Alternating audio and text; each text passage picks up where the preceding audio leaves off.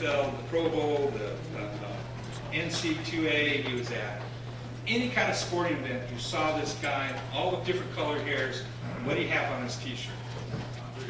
John 3:16. And those sporting events here in the U.S. were broadcast all over the world. And I'm wondering, we talk about faith and we talk about, supporting our faith. And I came across a little bit of a crazy Christian, but what was he doing? And he was sending a message. And how many people looked up John 3:16?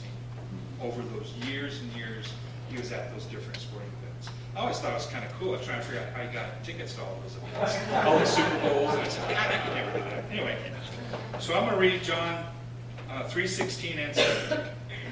For God so loved the world that he gave his one and only Son, that whoever believes in him shall not perish, but have eternal life. For God did not send his Son into the world to condemn the world, but to save the world through him. The Word of God, the people of God. Praise be to God.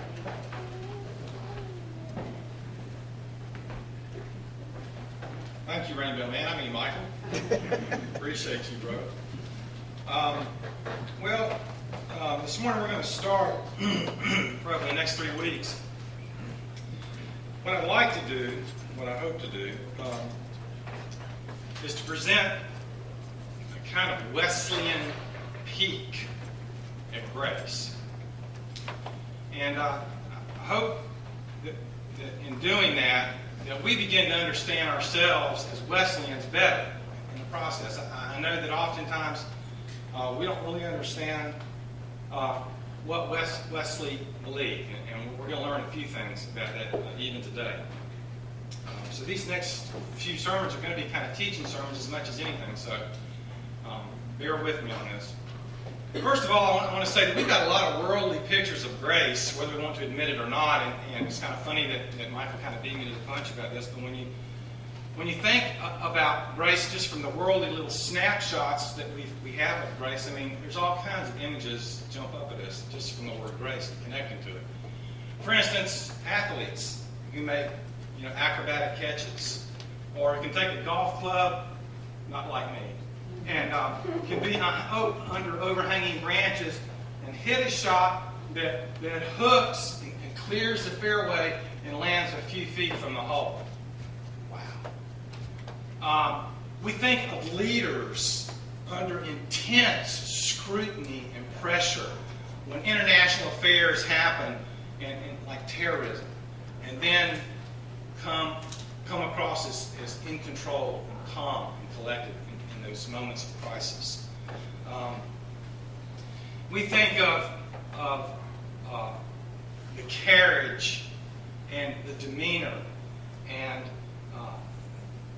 the essence of a graceful woman. Those are just minute snapshots that we have. The Bible has just pretty much one picture about grace, and that's God's favorable and benevolent attitude and actions towards the entire human race for no reason other than the fact he loves us. God's grace. Now, grace was the distinctive centerpiece of John Wesley's theology, and the big critique about John Wesley was that he never laid out his theology like A, B, C, and D. But everyone, even his critics, will agree that what constituted the core of John Wesley's theology, and theology is nothing more than the why of what you believe. The why of what you believe. John Wesley's why of what he believed centered on grace, God's grace. Now, I want to, and this is the part that you're probably going to get a headache with, but hold on a second. John Wesley's view of grace contrasted remarkably and sharply with John Calvin's view of grace. Now, John Calvin was very systematic in his theology, and so Calvin kind of summed up his observation of the work of God and the work of humanity, and we just call that grace, if you will, with a little acronym, TULIP. And we simply call that tulip. And every single one of those letters, T-U-L-I-P, was the beginning of a piece of a platform that he built on theology. Now, hang with me for just a second. The T stood for total depravity. Now, I want you to understand, everything hinges on the first couple of things that John Calvin says. It's like a deck of cards. He takes them and he builds his foundation, and on top of them, everything has to rest. So the first thing he starts out with is T, total depravity. We are so depraved by sin, according to John Calvin, that there is nothing in us that is capable of responding to God. Nothing in us. The second point, the U, is unconditional election. Meaning that because we are so totally depraved that we can't respond to God, God therefore unconditionally elects those who will be saved and those who will not be saved. God does that. Third point, and again it just continues to build. Because of those first two, total depravity and unconditional election, there is L, limited atonement. Now this is one John Wesley has literally pulled his hair out with. Limited atonement. The sacrificing work of Jesus could only be applied to the people that God elected to be saved because we were so totally depraved. You see how this builds? Fourth point.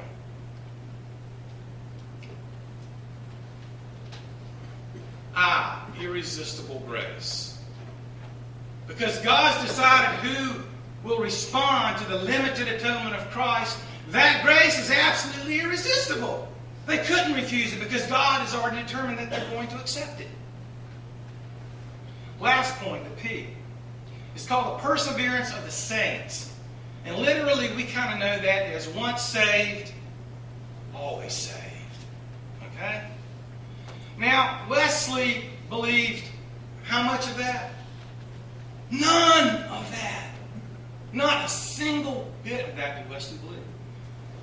First of all, Wesley believed that we as human beings are marred by sin.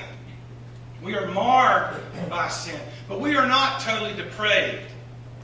We are not so marred, in Wesley's terms, that we cannot respond to the overtures of God's grace and love towards us. Secondly,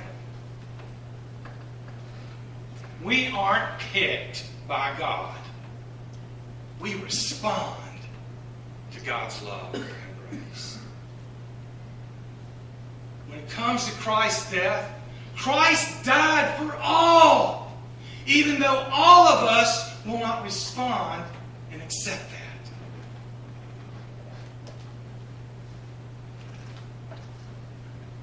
People resist grace every day.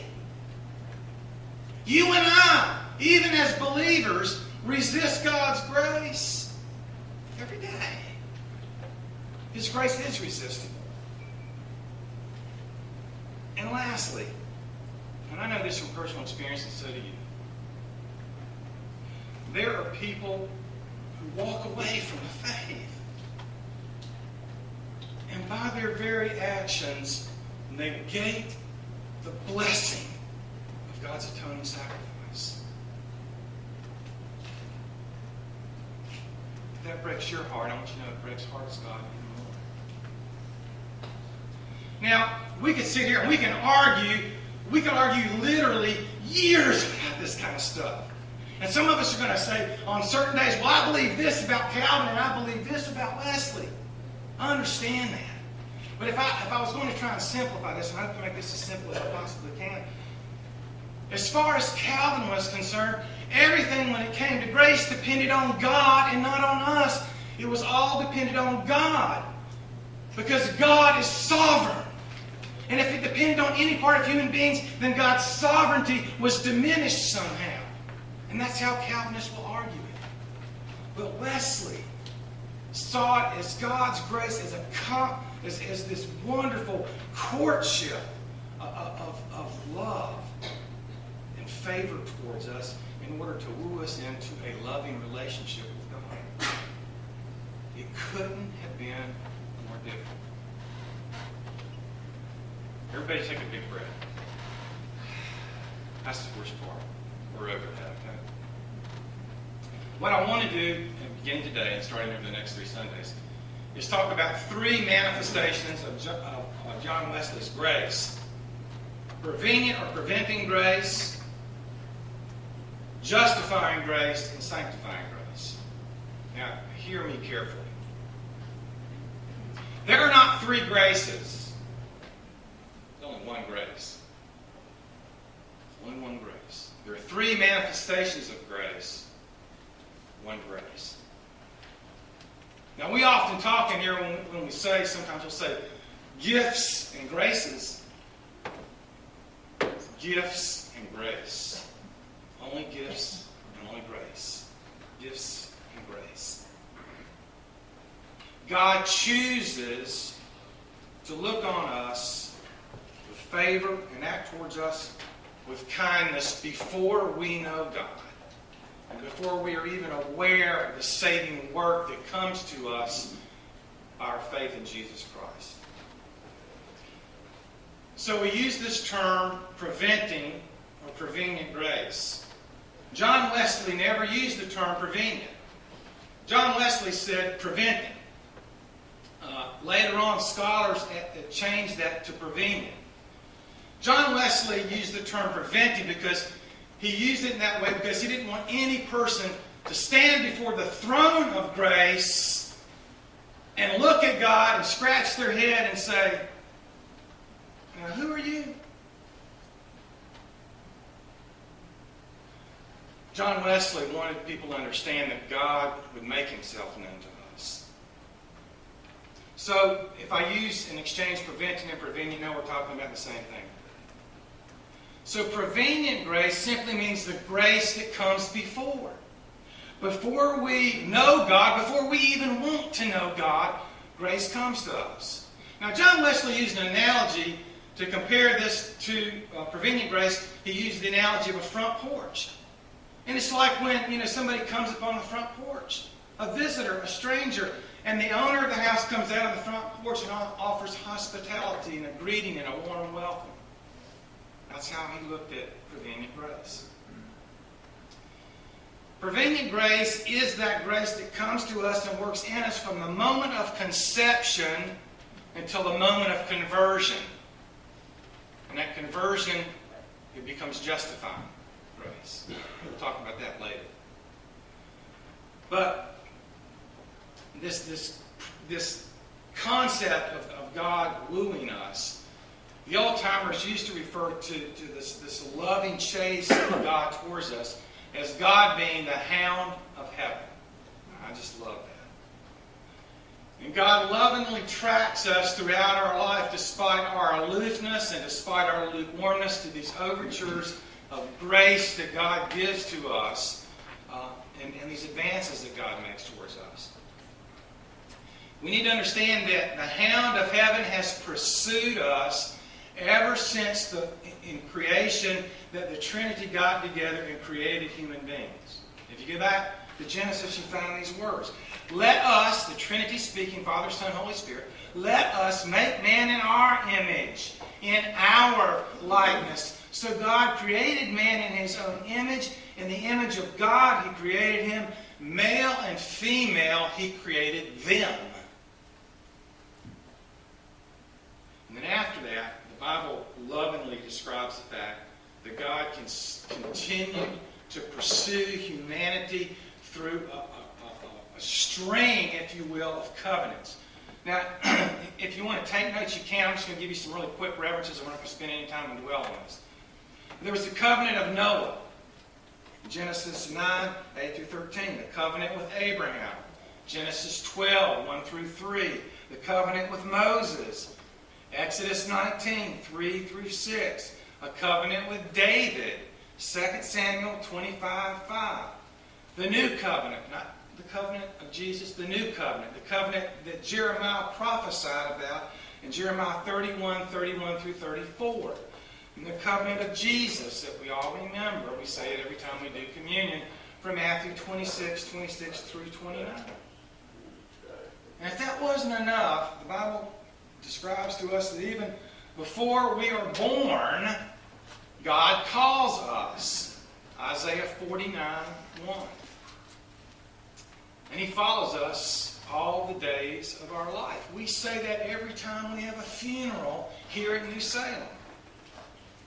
For surely goodness and mercy shall follow me. Psalm 23:6. God continues to speak in our lives in the most common ways, and we don't always catch on. He prevenient speaks to us through the acts of kindness and love by nurturing parents. He speaks to us through kindness and the generosity of trusted friends, people that we built relationships with and who we share life with, and who we can call at 2 and 3 o'clock in the morning to say, hey, come pray with me right now. He speaks to us through people we know well and people we don't even know at all. I remember I was down in Florida one time, hitchhiking back to North Carolina with my friend Jack.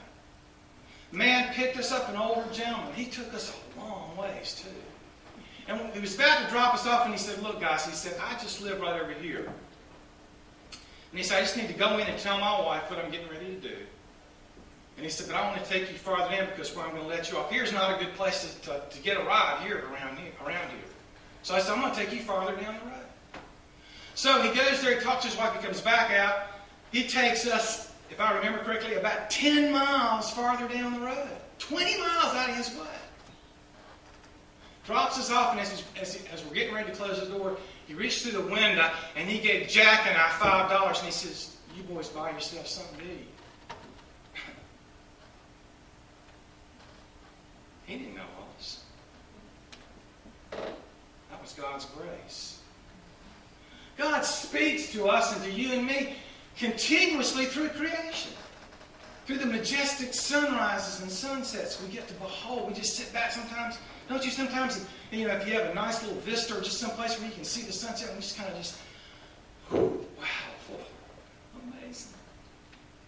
Or when you go to the mountains and you see this thunderous waterfall coming down. Remember dry falls, just stand underneath that thundering wall of water coming down. When you walk along a seashore or a lake shore, when you have laughter in your family around, when you're sitting there in the den and you're recalling some humorous event that happened years ago. It's grace. A beautiful meal that you walk away from and going, golly, Pete, wasn't that amazing? That's grace. And despite all of these outlandish gestures, sometimes we fail to see the heart of the author who is behind them. Why is that? Because our perspectives are jaded just enough not to see those generous acts for what they really are, because of our suspicions and fears and doubts. We just don't see them for what they really are. Terry Teagle tells a story, and I told you about Terry. He used to be a pastor in our denomination, and he is now a leader of the International Prayer Movement, still United Methodist. He tells a story about one time he was in Houston, had a big church in Houston, and they were getting ready to go on a family vacation. They had a bunch of kids.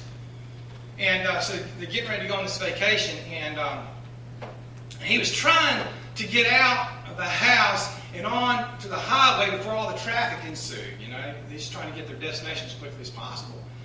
So, how it is when you got a bunch of kids, you got to clothe them and feed them and get them ready for the trip. It's like herding cats, right? Y'all with me? And so they're in there trying to herd the cats to get out in the car, take the big trip, and then he had about a string of about 3 or 4 phone calls from the church right in a row. So time is going by, and time is going by, and time is going by. So finally, he is so impatient, gets off the phone finally, he says, let's go! Just go and get in the car. So as they go in there, they throw up the back of the truck. I mean, they're literally just throwing suitcases, cramming stuff in there, trying to jump into the car to take off. They had gone but about 3 or 4 blocks. Terry said, I looked in my rearview mirror. Blue light, siren. Terry goes, oh man. He pulls over and he just leaned his head on the steering wheel. And he said, I've done it now. And his wife said, what did you do now? You know how our spouses can encourage us in moments of crisis like that. You know how that kind of takes place. Police officer comes up and Terry buzzed the window down, you know. And then he looked at the officer, and the officer's getting ready to say something, and Terry just interrupted him. He said, look, he said, I'm sorry. I know I was supposed to get my tag renewed, but I forgot. And we're just trying to get on this vacation. And he said, and yeah, he said, the safety inspection is out of date too. I meant to do that, but I just didn't do it. I'm just, look, could you please, in mercy, just forgive me for this? So the police officer's writing all this stuff down, you know. He says, well, Mr. Tickle, you have just talked yourself into $500 worth of fines. Terry was staring at him like a deer in the headlight. And he said, so you mean you didn't stop me for the tag and safety inspection? And about that time, the officer leaned down, picked up a suitcase. He said, no, sir. He said, this fell off the top of your car. I was just trying to return your suitcase to you. You see, the wounds in our heart can alter the perspective of God's prevenient, graceful acts towards us. I know it did mine. You know, growing up in a house with a perfectionist parent, I had this fear of failure. And I was afraid that if I didn't get it just right, that I would have nothing to disapprove. And even when I thought I had it right, I still got disapproval. And that disapproval led to an addiction in me for approval. It was constantly fueled by this fear of rejection. Can anybody in here identify with that? See, rejection is this poisonous arrow that our enemy sends into our heart. It just cripples your self-esteem, and you end up embracing all these opinions that others have of you, whether they are true or not. It is absolutely shaming. It's toxic.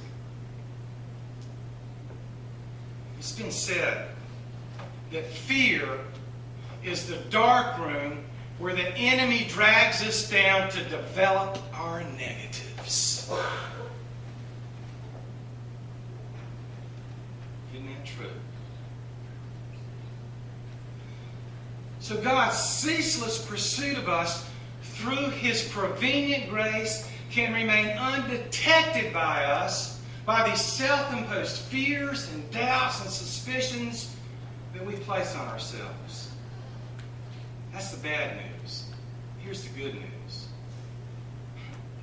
Our hound of heaven is relentless. He is relentless because He knows that His love for us can overcome the most developed negatives in our life. It can overcome our lowest self-esteem. It can overcome our greatest fears. The hound of heaven is not going to give up on you and me. I had this friend, his name is Kevin. He used to raise Jack Russell Terriers. Anybody in here know anything about Jack Russell Terrier? Ever heard of a Jack Russell Terrier? Let me explain them for those of you who don't know about Jack Russell Terriers. On the average, they are 12 pounds of relentless, unrelenting, inexhaustible energy. Listeners, they are described by their owners as obedience antichrists, or more affectionately, rats on steroids. And sometimes both fit, at the same time. These dogs were bred to literally run their prey to death from exhaustion.